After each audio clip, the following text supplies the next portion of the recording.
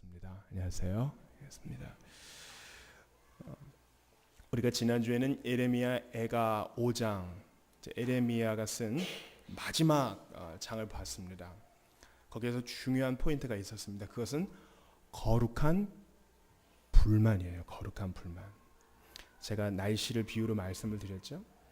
뭐 이렇게 덥겠거니 또 이렇게 춥겠거니 이렇게 힘들겠거니 체념해서는 안 되고, 뭐 때문에 병과 급격한 날씨의 변화와 고통이 일어나게 됐는지 그 원인이 무엇인지 생각해야 한다 그랬습니다. 그게 뭐 때문입니까? 죄 때문인 것이죠. 거룩한 불만은 우리로 하여금 생각하게 하는 거예요. 시편 기자도 거룩한 불만으로 왜 악인이 잘 됩니까? 이렇게 탄원하고 호소했어요. 성도는 계속 생각하는 사람입니다. 거룩한 불만으로 결국 성도는 회복을 합니다. 예레미야도 거룩한 불만을 하나님께 쏟아놓습니다. 왜 애굽과 아수르가 선택받은 백성을 이렇게 짓누르는 겁니까? 그래서 오호라 우리의 죄악 때문이로소이다. 이런 거룩한 불만은 이유가 무엇인지, 그리고 하나님 앞에 우리의 기도를 솔직하게 드리는 데 도움을 줍니다.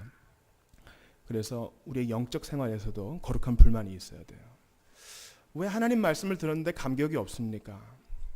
왜 복음을 전했는데 열매가 없습니까? 왜 그렇게 기도했는데 변화되지 않습니까? 이런 것이 우리의 기도의 제목이어야 합니다. 그래서 제가 기도했던 것처럼 기도는 단순히 하나님과의 즐거운 교제 그 이상이에요. 하나님과의 씨름입니다. 왜 그렇습니까? 대답을 해주기 전에는 가게 할 수 없습니다. 그런 거죠. 화란의 네덜란드의 위대한 칼빈주의 신학자 아브라함 카이퍼라는 사람이 있었어요. 이 이름은 기억해두면 좋습니다. 그가 이제 20대 때의 교역자가 돼서 한 시골 교회에 부임을 했어요. 이때까지 아직 그는 거듭난 사람이 아니었습니다. 현학적이고 참 철학적인 설교를 전했는데 사람들이 안 변화되는 거예요. 그리고 그 마을의 한 처녀가, 한 여인이 아브라함 카이퍼의 설교와 신방을 이제 거부하기 시작했어요. 왜 그렇습니까? 이러자 그 여인이 대답합니다. 거룩한 불만으로, 당신의 가르침에 십자가가 있지 않는 한 저는 받을 수 없습니다. 충격을 받은 거죠. 그렇게 현학적이고 철학적인 가르침을 담았어도 예수님의 십자가 부활이 없으면은 받지 않겠다. 거기서 충격을 받아 그 여인의 도전 앞에 이 설교자가 회심하게 돼요. 거룩한 불만은요, 거룩한 불만은 하나님 앞에 우리의 기도를 쏟아놓게 할 뿐만 아니라 사람들을 변화시킨다는 것이죠. 됐어 이렇게 덮으면은 아무 일도 안 일어나고요. 거룩한 불만을 가지고 하나님 앞에 기도하고 또 사람들을 대해야 하는 것입니다. 오늘 시편 45편 우리가 전편을 봤는데요. 전편을 본 이유는 물론 이제 10절 말씀을 중심으로 생각하겠지만은, 전편을 본 이유는 이것이 다분히 혼인 예식과 관련된 분위기인 것을 알려드리기 위해서입니다. 여러분 14절을 보세요. 수놓은 옷을 입은 그는 이제 왕후예요. 신부예요. 수놓은 옷을 입은 그는 언제 수놓은 옷을 입을까요? 결혼식을 다분히 상징해요. 왕께로 인도함을 받으며 시종드는 친구 처녀들도, 시종드는 친구는 누구예요? 들러리. 결혼식을 돕는 친구들이에요. 처녀들도 왕께로 이끌려 갈 것이라. 15절에 그들은 기쁨과 즐거움으로 인도함을 받고 왕궁에 들어가리로다. 왜 들어가요? 잔치하려고. 그러니까 기름을 준비 못한 우둔한 처녀가 아니라 기름을 준비한 현명한 처녀들이 되어가지고 그들은 다 잔치에 들어갈 수 있는 것이에요. 13절도 보세요. 왕의 딸은, 이제 왕의 딸은 신부를 가리켜요. 궁중에서 모든 영화를 누리니 그의 옷은 금으로 수놓았도다. 이러한 결혼식의 배경에서 왕과 하나님이 계속 나오죠. 그러니까 왕이 있고 그를 세우신 하나님이 있어요. 자, 9절 말씀 한번 같이 읽습니다. 시작. 왕이 가까이 하는 여인들 중에는 왕들의 딸이 있으며 왕후는 오빌의 금으로 꾸미고 왕의 오른쪽에 서도다. 여기서 우리가 주목해야 될 사람은 왕후예요. 이제 결혼 예식에 참석한 신부예요. 왕후가 금으로, 특별히 오빌의 금으로 꾸몄다 그랬는데, 오빌의 금은 당시 가장 귀한 보석이라고 합니다. 신부가 고귀한 금으로 장식하고 또 그 뒤에 왕의 오른쪽에서도 다 영광스러운 자리에 포진하게 되었다는 것이에요. 그러니까 이것은 결국 무엇을 상징하느냐? 신부는 예수 그리스도의 피값으로 산 교회를, 왕은 예수 그리스도를 상징합니다. 이 문맥으로 봤을 때는 1차적으로는 왕의 결혼식에 대한 문맥이지만 이것을 히브리서 1장 8절에 근거하지 않고서는 도저히 이해할 수 없어요. 들어보세요. 히브리서 1장 8절. 아들에 관하여는 하나님이여 주의 보호자는 영영하며 주의 나라의 규는 공평한 규이니이다. 이거 어디 나와요? 여러분 6절을 보세요. 그대로 나오죠? 하나님이여 주의 보좌는 영원하며 주의 나라의 규는 공평한 규이니이다. 주님의 보좌, 주님의 홀, 규, 이것은 바로 예수 그리스도의 통치를 가리켜요. 그러니까 시편 45편은 그리스도와 교회의 연합을 나타내는 것이구나. 이것 외에는 해석할 수가 없는 것이에요. 자, 이제 그런 의미에서 10절을 보겠습니다. 딸이여, 예수님은 우리에게 신부라 하시고 예수 그리스도의 아버지 성부 하나님은 우리를 딸이라고 부르셔요.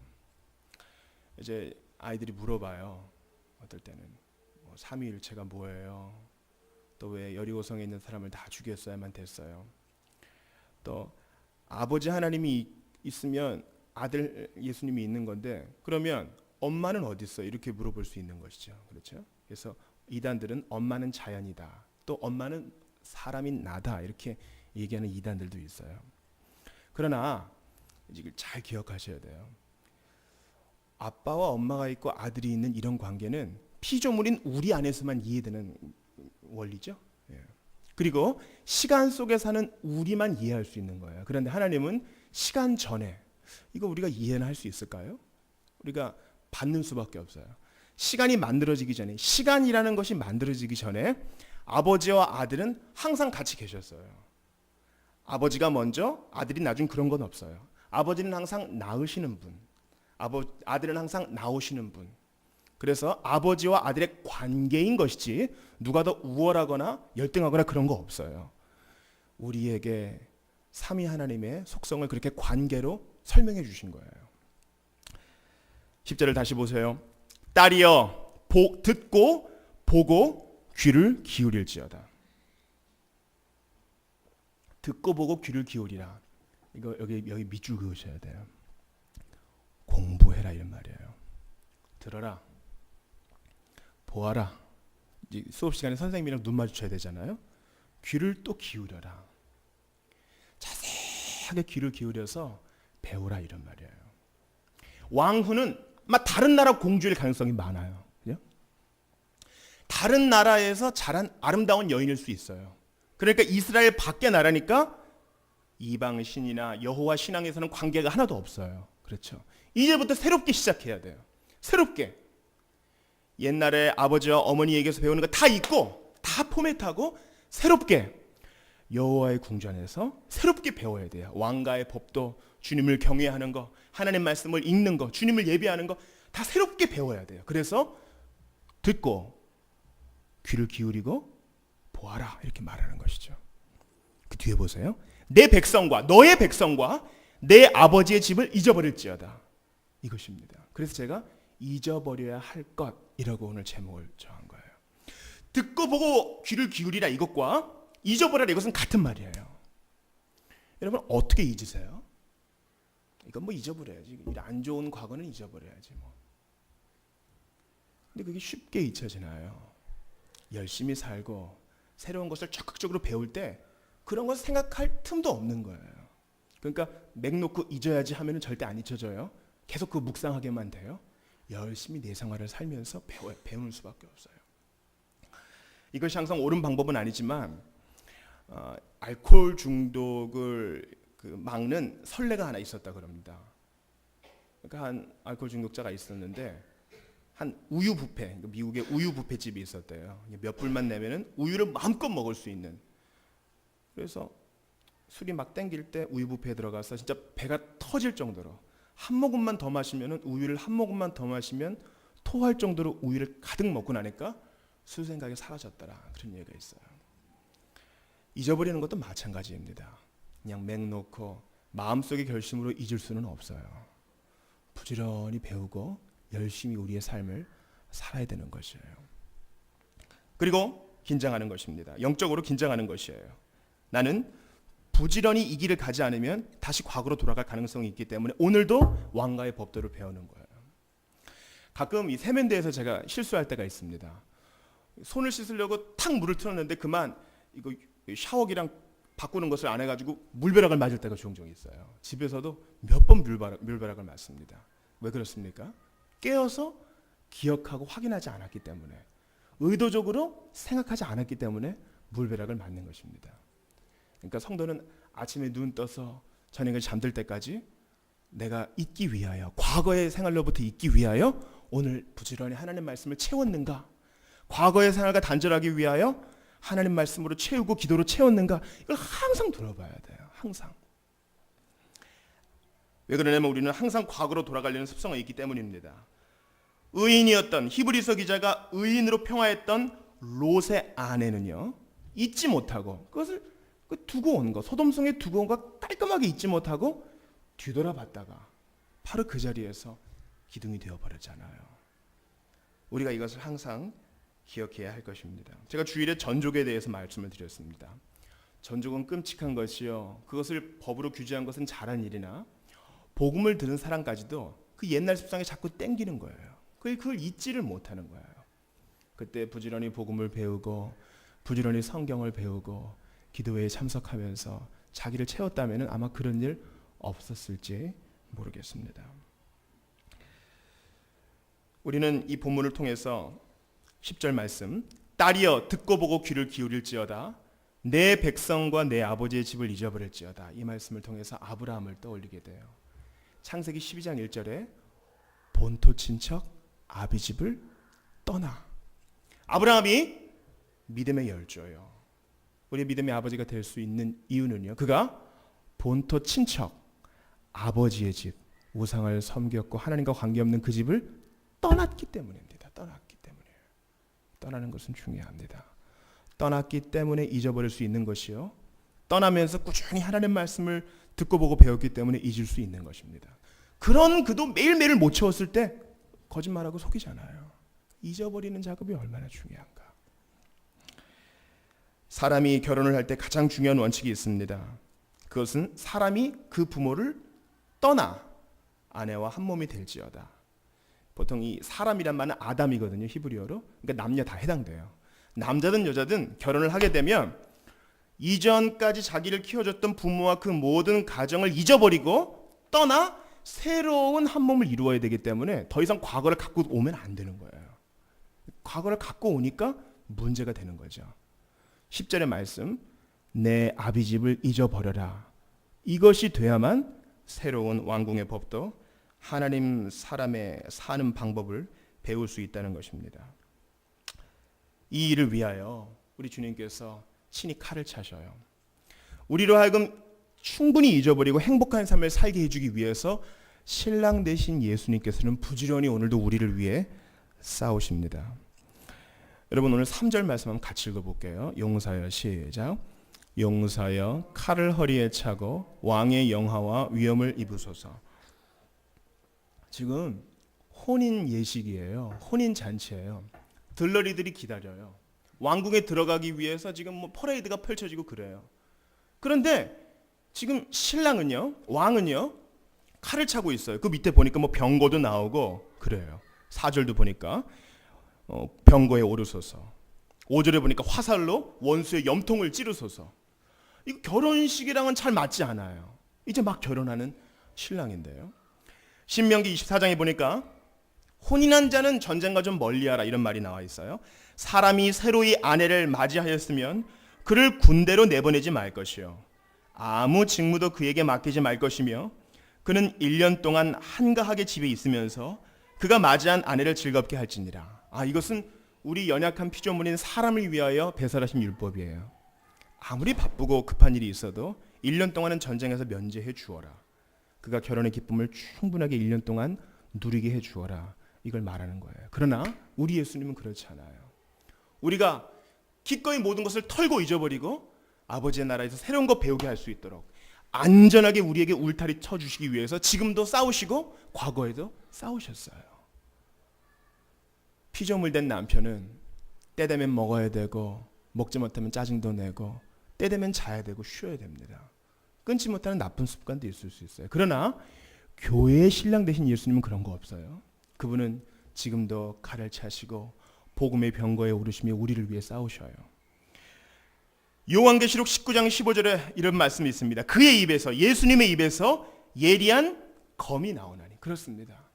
하나님의 말씀은 성령의 검이 되어서 지금도 과거를 잊지 못하고 방황하는 우리를 위하여 싸우셔요. 그분이 대신 싸워주셔요. 이게 얼마나 큰 위로가 되는가. 너는 계속 잊어라. 새로운 왕가의 법도를 배워라. 말씀과 성령과 기도로 내 마음을 채워라. 그래야 이 왕가의 법도에 합당한 신부가 될 수 있다. 주님께서 그렇게 말씀하시는 거예요. 그런데 제가 이 10절 다음에 있는 11절 말씀에서 큰 위로를 받았어요. 사실 잊어버리는 건 우리 마땅히 해야 되는 거죠. 그렇죠? 그런데 주님께서 어떤 은혜를 주시는가 11절을 같이 읽어볼게요. 시작. 그리하면 왕이 내 아름다움을 사모하실지라. 그는 내 주인이시니 너는 그를 경배할지어다. 마땅히 읽고 듣고 보고 배우는 것은 우리가 마땅히 할 일이에요. 의무예요. 종이 제 할 일을 했다고 상을 기대할 수 있겠습니까? 근데 마땅히 할 일을 했는데 11절에 그리하면 왕이 내 아름다움을 사모하실지라. 우리가 그렇게 하면 우리를 더 아름답게 하셔서 더 많이 사랑해 주신다 그래요. 이게 얼마나 큰 약속이에요. 우리가 할 도리를 다 했는데 더 사랑해 주시고 또 12절도 보세요. 네가 그렇게 하면 두로에 따른, 두로는 무역으로 번창한 도시죠. 부유함의 상징인 두로에 따른 예물을 드리고 백성 중 부한 자도, 부자는 천국에 들어가기 어려운데 그렇게 믿지 아니하는 자도 너 때문에 믿게 될 것이고 너에게 유익을 안겨줄 것이다. 백성 중 부한 자도 내 얼굴 보기를 원하리로다. 네가 마땅히 할 그 일을 하면 너 존귀하게 여김을 받을 거야. 사람들 중에 높임을 받을 거야. 하나님이 사랑해 줄 거야. 이런 약속을 줘요. 당연히 할 일을 한 사람에게 보이시는 하나님의 호의가 얼마나 큰지 모릅니다. 그러니까 우리가 이 호의를 받기 위해서라도 부지런히 잊고 새로운 것을 듣고 보고 귀로 깨달아야 하는 것입니다. 여러분 다시 한번 10절을 봐주세요. 딸이여 듣고 보고 귀를 기울일지어다. 내 백성과 내 아버지의 집을 잊어버릴지어다. 이것을 마음에 새겨주세요. 있는 것과 듣고 보고 귀를 기울이는 것은 같습니다. 제가 이 말씀을 보고요. 사도행전 2장 42절 말씀이 생각났어요. 사도행전 2장 42절 말씀은 교회가 뭐 해야 되는지 중요한 4가지를 가르쳐줘요. 성령의 충만함을 받아 새롭게 시작된 교회가 그들이 사도의 가르침을 받아, 원래는 사도의 가르침을 받고 4개가 다 동등해요. 첫 번째는 사도의 가르침을 받아 서로 교제하고 떡을 떼며 오로지 기도하기에 힘쓰니라. 이 4가지예요. 원문을 보면 그들은 헌신했습니다. 어디에? 사도의 가르침에 헌신했습니다. 그들은 헌신했습니다. 어디에? 서로 교제하는 데 힘썼습니다. 그들은 헌신했습니다. 어디에? 떡을 떼는 성찬이에요. 떡을 떼는 일에 헌신했습니다. 그들은 헌신했습니다. 어디에? 기도에 헌신했습니다. 다 같이 하는 거예요. 제일 먼저 뭐가 나와요? 사도의 가르침을 받는 데에 헌신했다는 거예요. 첫 번째는 말씀을 받는 것이요. 4번째가 기도예요. 하나님 말씀을 매일매일 받는데 헌신하는 것이 바로 옛날의 습관을 잊어버리는 하나님 백성의 마땅한 도리인 것입니다. 그러니까 교회인 거예요. 교회는 학교에서는 안 되지만 가르치는 기능이 가장 중요합니다. 그래서 제가 주일에 우리는 수준에 있어서 학교나 교회나 모두 하향평준화 되었으니 우리 모두가 연약한 형제를 바르게 세워주기 위해서라도 수준을 높이기 위해 훈련에 힘써야 한다. 이 말씀을 드렸습니다. 여러분, 딸이여 내 백성과 내 아버지의 집을 잊어버릴지어다. 이게 하루아침에 돼요? 아니에요. 지금까지 살아온 날들만큼 그 문화가 배어있기 때문에 의도적으로 노력하고 매일매일 해야 돼요. 주변에서 얼마나 귀찮게 하겠어요. 왕후님 그러시면 안 됩니다. 그렇게 행동하시면 안 됩니다. 그렇게 말씀하시면 안 됩니다. 그렇게 마구 드시면 안 됩니다. 계속 얘기하겠죠. 성령께서 우리 안에서 계속 말씀하셔요. 그것은 하나님 백성과 어울리지 않다. 그 행동은 신자답지 않다. 이렇게 행동하는 게 옳지 않겠니? 이렇게 생각하는 게 성경적이지 않겠니? 성령께서 계속 부담을 주셔요. 이게 바로 과거의 습관을 잊기 위한 하나님 백성의 마땅한 삶의 태도입니다. 딸이여, 듣고 보고 귀를 기울일지어다. 내 백성과 내 아버지의 집을 잊어버릴지어다. 사랑하는 여러분, 예수님께서 우리를 구원하기 위해서 무엇을 잊으셨어요? 한시적으로 하늘 보좌의 영광을 한시적으로 잊으셨어요. 천군 천사의 호의를 잠시 잊으셨어요. 왜요? 우리를 구원하시려고, 죄인을 구원하시려고. 그건 그분의 의무가 아니에요. 그분이 그저 사랑하셔서 한 거죠. 그런데 그분께서 잊지 않으시는 것도 있어요. 그분은 우리의 죄는 잊으시지만 우리 죄를 대속하시고 우리 이름을 생명책에 기록해 놓으신 것은 절대 잊지 않으셔요. 마찬가지로 우리도 잊어야 됩니다. 과거의 삶을 잊어야 돼요. 죄인의 습관을 잊어야 돼요. 그러기 위해서 꾸준히 배우고 익혀야 됩니다. 예수님께서 우리 이름 생명책에 기록해 놓으신 거 잊지 않으신 것처럼 우리도 잊지 말아야 됩니다. 그분께 얼마나 큰 호의를 받았는가, 얼마나 큰 호의를 받았는가, 이것을 잊지 말아야 됩니다. 마지막으로 14절 말씀을 보고 마치겠습니다. 여러분 14절 말씀 같이 읽어볼게요. 시작. 수놓은 옷을 입은 그는 왕께로 인도함을 받으며 시종하는 친구 처녀들도 왕께로 이끌려 갈 것이라. 여기에 위대한 수동태가 있어요. 펜이 있으신 분은 인도함을 받으며 이 밑줄을 그시고 왕께로 이끌려 갈 것이라. 자기가 하는 게 아니고 왕이 이끌어 가시는 거예요. 나 왕후 삼아주세요. 이렇게 원하는 사람이 얼마나 많겠어요. 그러나 하나님께서 택하신 자만 그 왕궁에 들어갈 수 있는 것이에요. 이런 사랑을 받았으니 마땅히 잊어버리는 일에 헌신해야 되지 않겠습니까? 기억할 것은 기억하고 과거의 습관은 버려야 되지 않겠습니까? 매일매일 이거 해야 되지 않겠습니까? 성령께서 큰 일 작은 일 조목조목 인도하시는 거 우리가 받아야 되지 않겠습니까? 사도행전 2장 42절 말씀을 다시 한번 기억합시다. 성령의 충만을 받아 교회로 시작한 그들이 사도의 가르침을 받는 일에 헌신하고 서로 교제하는 일에 헌신하고 떡을 떼는 일에 헌신하고 오로지 기도하는 일에 헌신했습니다. 우리도 매일매일 하나님 말씀을 받아 과거를 잊고 새로운 삶을 기억하면서 정진해 나가는 우리 모두가 다 되어야 할 줄 믿습니다. 우리 한번 같이 기도하겠습니다.